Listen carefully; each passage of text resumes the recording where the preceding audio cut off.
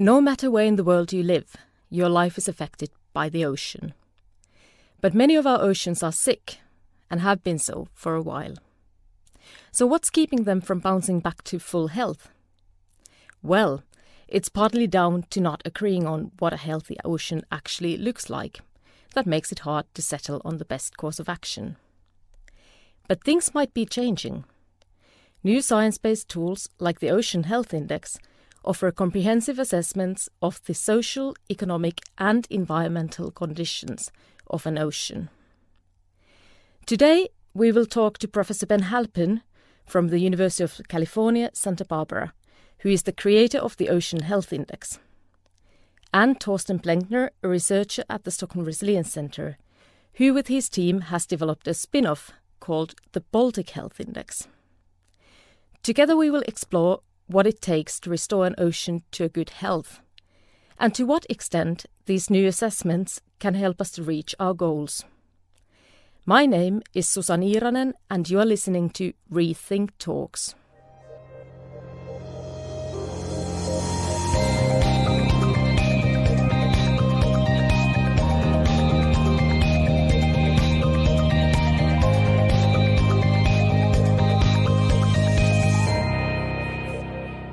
First of all, Ben and Thorsten, welcome to our podcast. Let me start off with an easy question to both of you. Why should we care about our oceans? The oceans provide us so much as people on this planet. They provide us food, the oxygen we breathe, livelihoods. So many people work in and around the oceans. Economic value, people have estimated the oceans, if they were a country, would be the 7th largest economy in the world. We go for tourism and recreation at the coasts and oceans. And of course, so much of our cultural identity for anyone who lives near the ocean comes from the ocean. So there's just so much that we get from the oceans. And because of that, so much we need to care about and help keep the oceans healthy and sustainable. That was already quite a bit, but I think, Thorsten, you still have something to add. Yeah, I completely agree with Ben. It's just a fantastic system, and we are so much interconnected, the human and ocean. So I think just a fantastic place. So we really need to care about them. So based on your expertise, then, what is a healthy ocean? Thorsten, do you want to go first? The difficult question first. Healthy ocean. There are lots of different definitions about a healthy ocean, and that very much depends on whom you're asking. But I would say a healthy ocean is that provides a lot of benefits to the human society.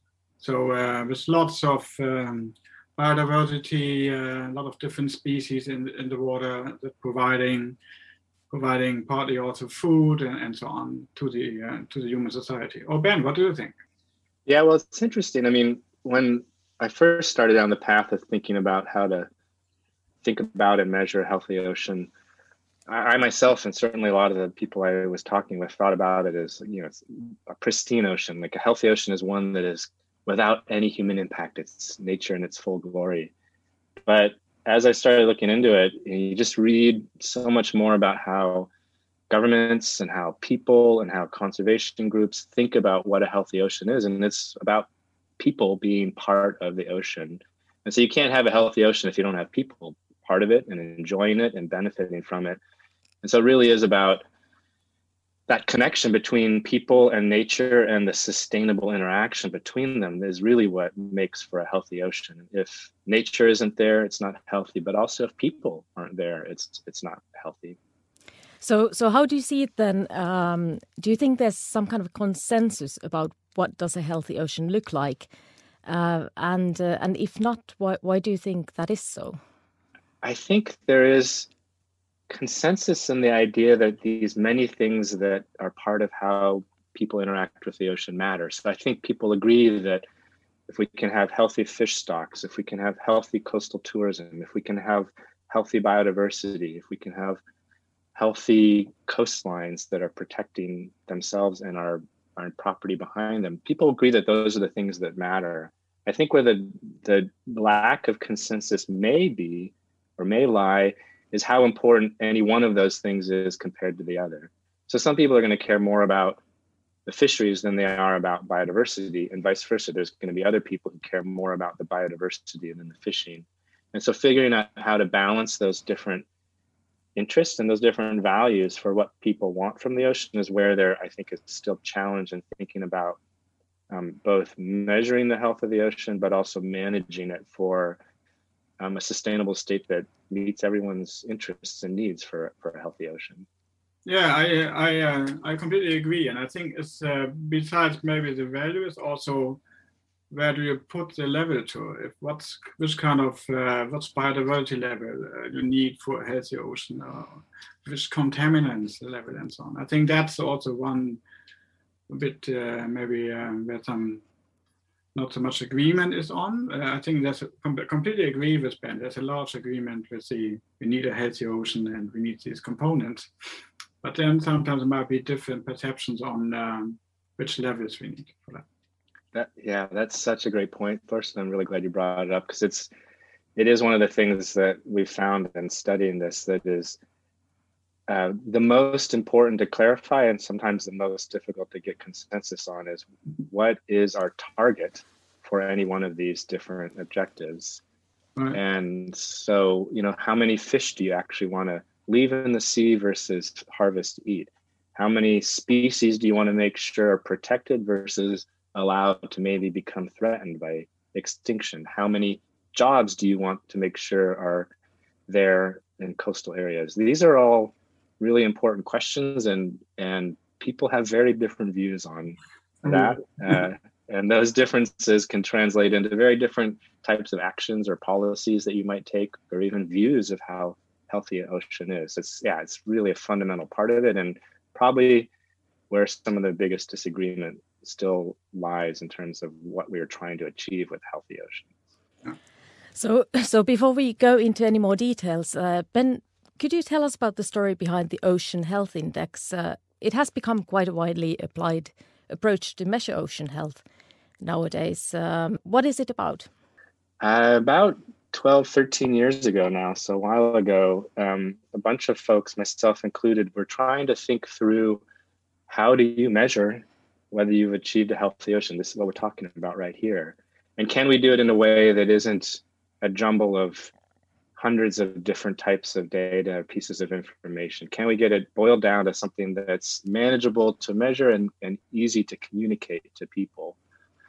And so in that process, we looked across all sorts of policy documents and scientific literature and convened experts to figure out what it is that is most important and, if possible, universally valued about healthy oceans. And that's how we came up with Ocean Health Index. So we have, in the case of the global assessment, 10 goals or things that people care about, and methods for measuring those indicators that tell us how we're doing. And it was really this quest to try to come up with a simple tool that captures the complexity of ocean systems and our interactions with them in a way that is easy to communicate and share with the public, policymakers, and scientists was really what motivated us to do it.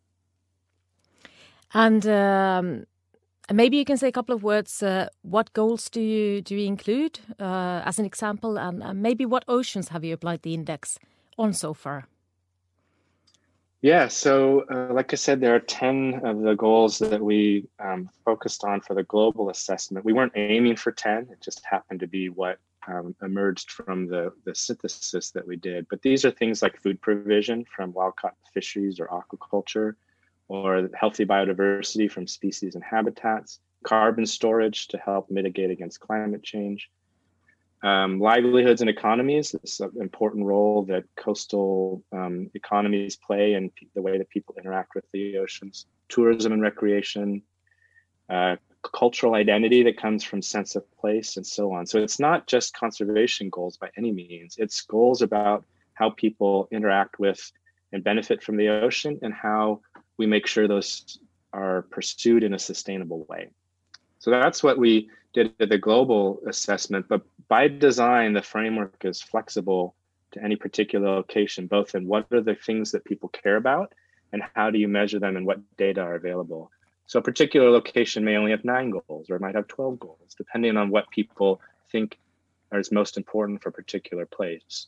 And we've now applied this framework in regional and local cases. We call them OHI plus, for Ocean Health Index plus case studies, in upwards of 30 different regions around the world and every single continent, including Antarctica, and from scales quite small and like a regional bay or estuary all the way up to entire ocean systems. And so it's really flexible to the location and exciting to see it play out in all sorts of places around the world. So it really seems like you've got the entire ocean pretty much covered. Well, there's always more to do, but yeah, we're trying to help wherever we can, for sure. Yeah.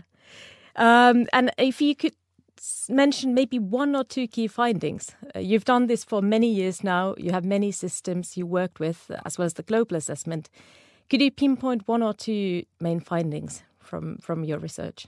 Yeah, I think one of the most exciting things that comes from both the global assessment, which we've done for 9 years now, and a regional assessment that we did in British Columbia province on the west coast of Canada, where we looked at 15 years of assessment, is the ability to look at how things have changed over time and where particular actions are making a difference in changing the health of the oceans. And so we see trends. In general, things are getting slightly better, but slowly when you look at the overall score. But when you dive into what's happening in particular places, for example, you can see the really important role that the accelerated pace of creating marine protected areas around the world in the last decade has really started to pay dividends in helping manage our oceans, protect biodiversity, and help protect the places that give cultural identity and sense of place to people along coasts. So we are seeing upticks in the scores related to those particular goals that people have for the oceans in response to the creation of the marine protected areas that are happening all around the world, from the small ones to the very, very large ones that have been created. So that's just one example of how we can see actions that have been taken translate into improved ocean health index scores that we can see as we track things over time.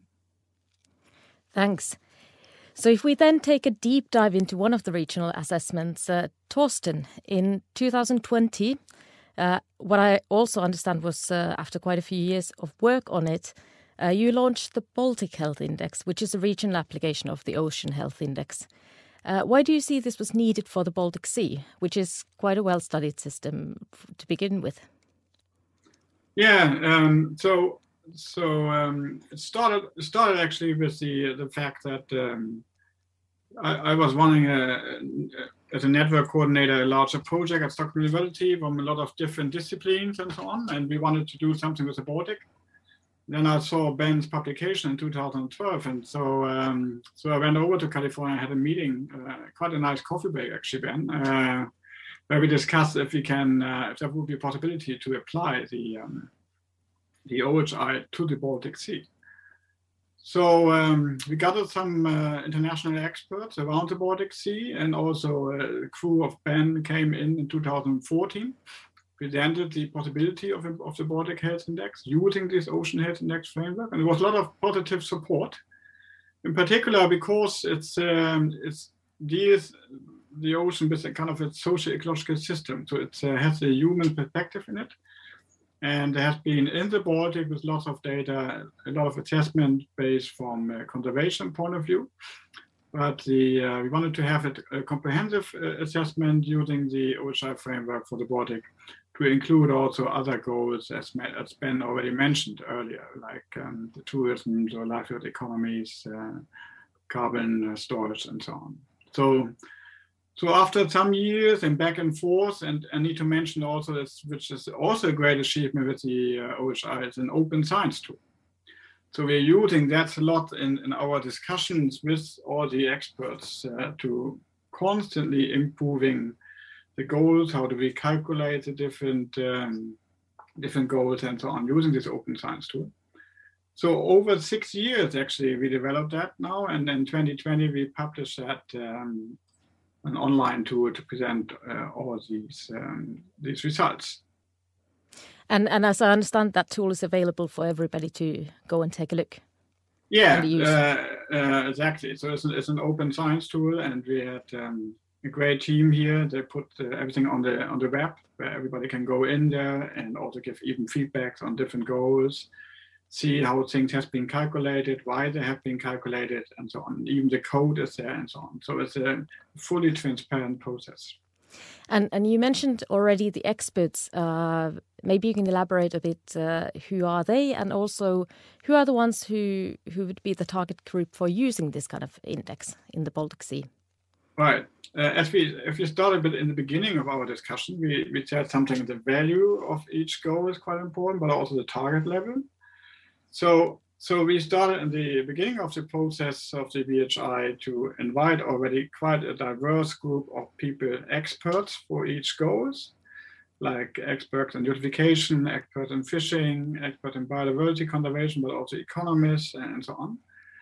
And it became very clear that each expert had a different vision of where this target should be and how important certain things are.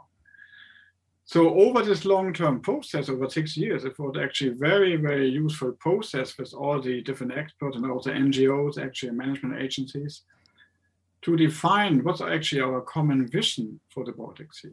What's a common healthy Baltic Sea looks like, and which kind of benefits can we get from that? So that was a very useful process. It's not addressed in any of these publications and so on, but I think we learned during this process a lot about that. And I ask you the same question that I asked Ben earlier. What do you think was the major finding of your work with the Baltic Health Index? Yeah, so in the beginning we had actually no idea. There were a lot of sometimes actually quite pessimistic assessments earlier.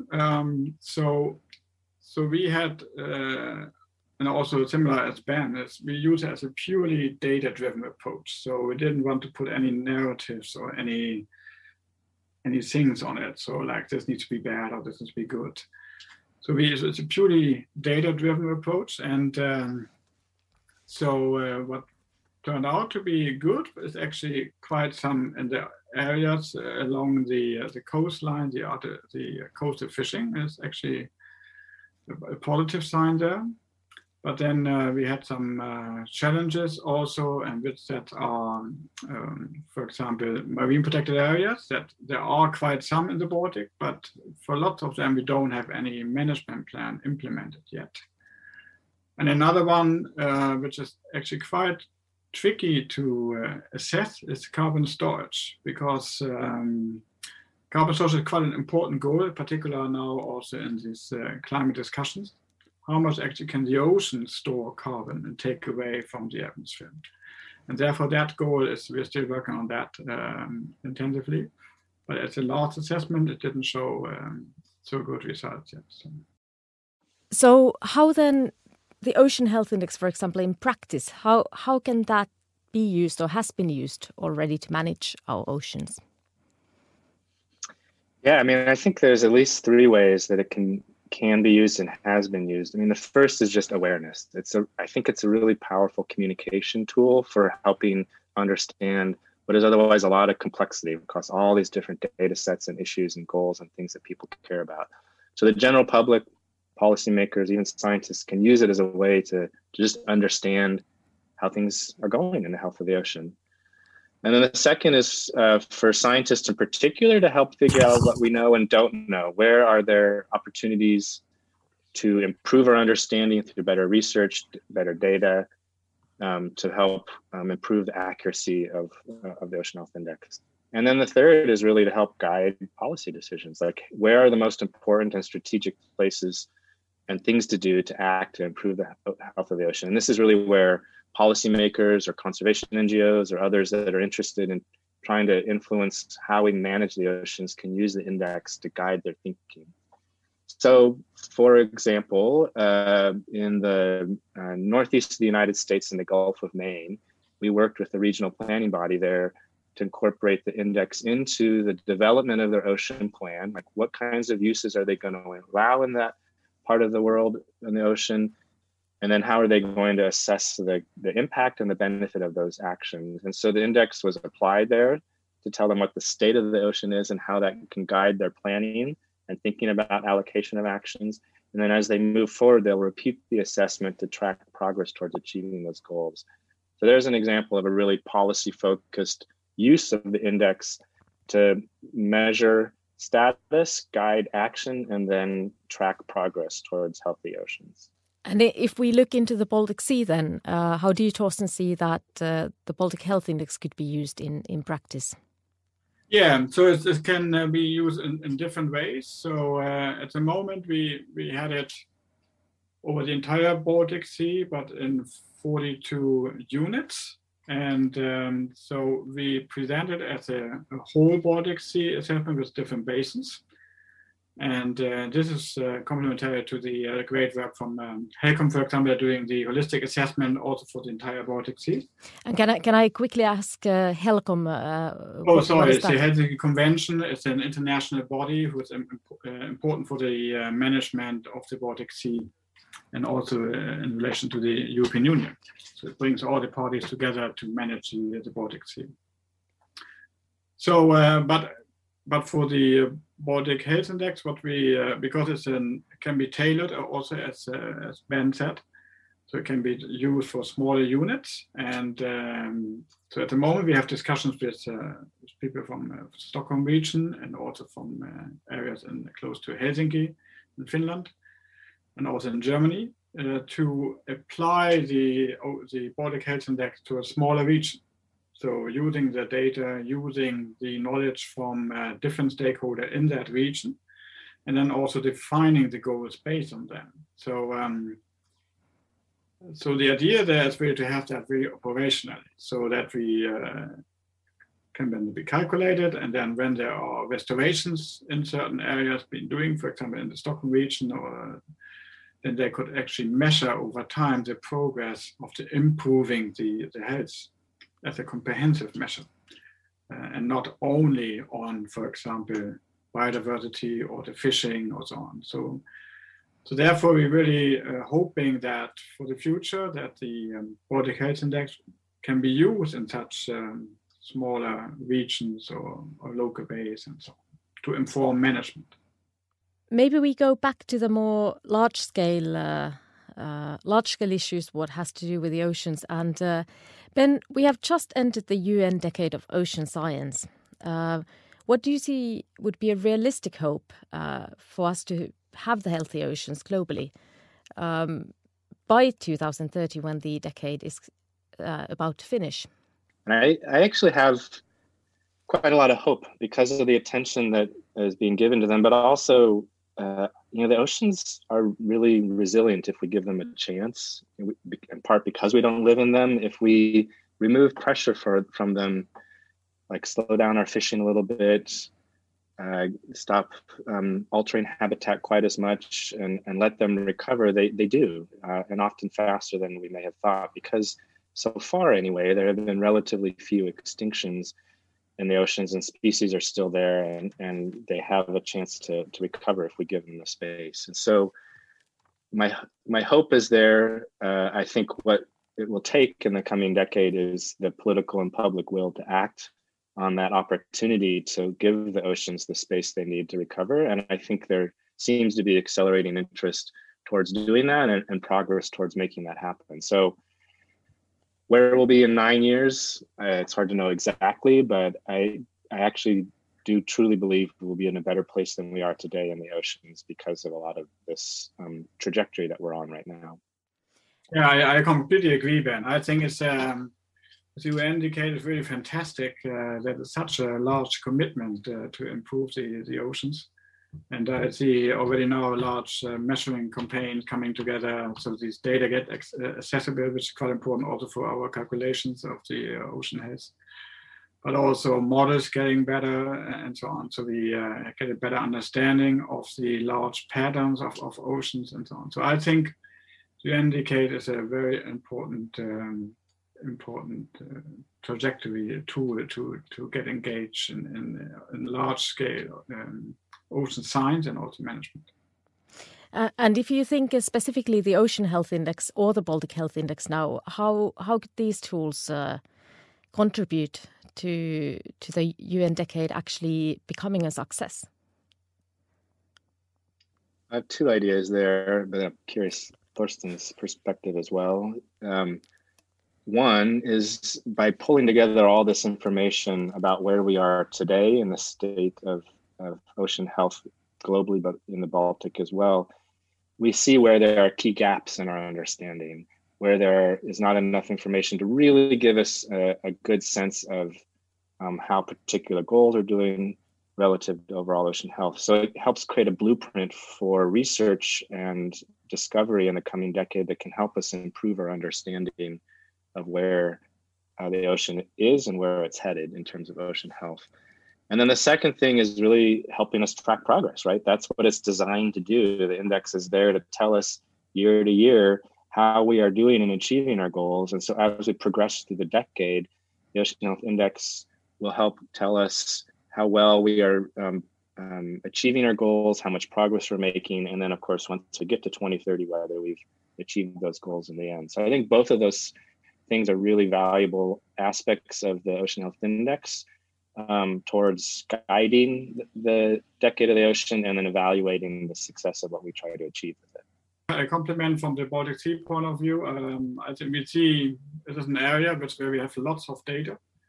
But for example, like contaminants, like the new emerging contaminants which come from these very functional sports jackets, for example, and stuff like that, are not monitored at the moment, or some of them are not monitored and so on. So I think these kind of data gaps can be nicely visualized by the Ocean Health Index.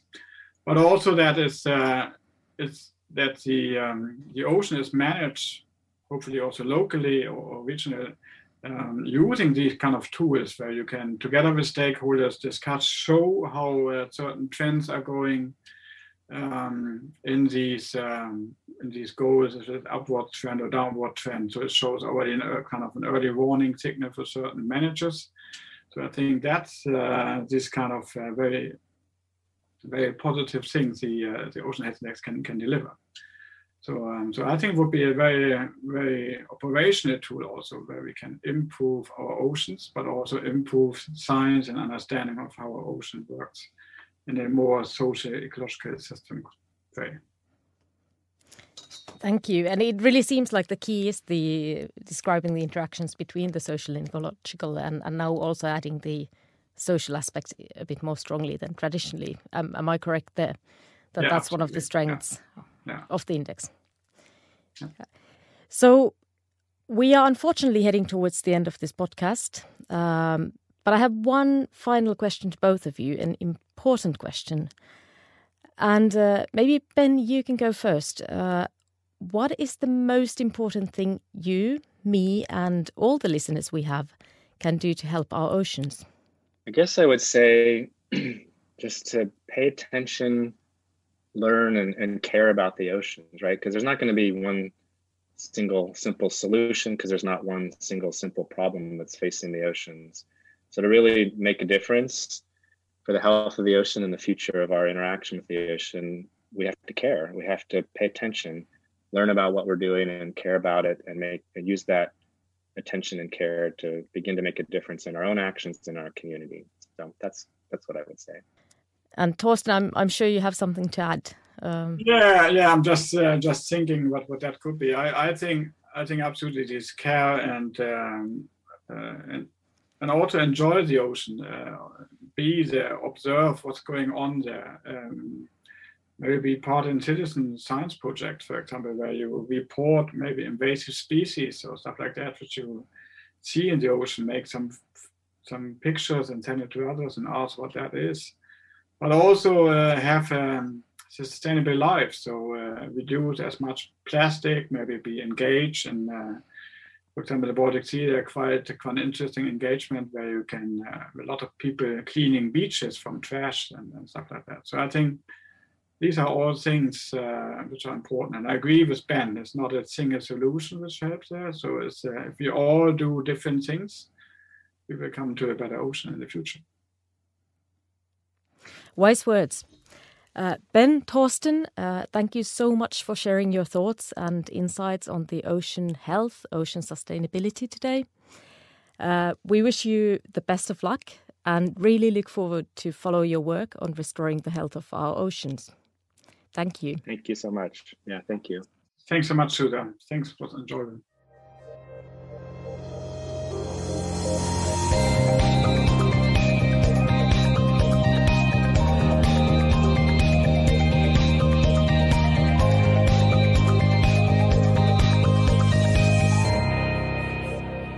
You have listened to Rethink Talks, a podcast developed by the Stockholm Resilience Centre at Stockholm University.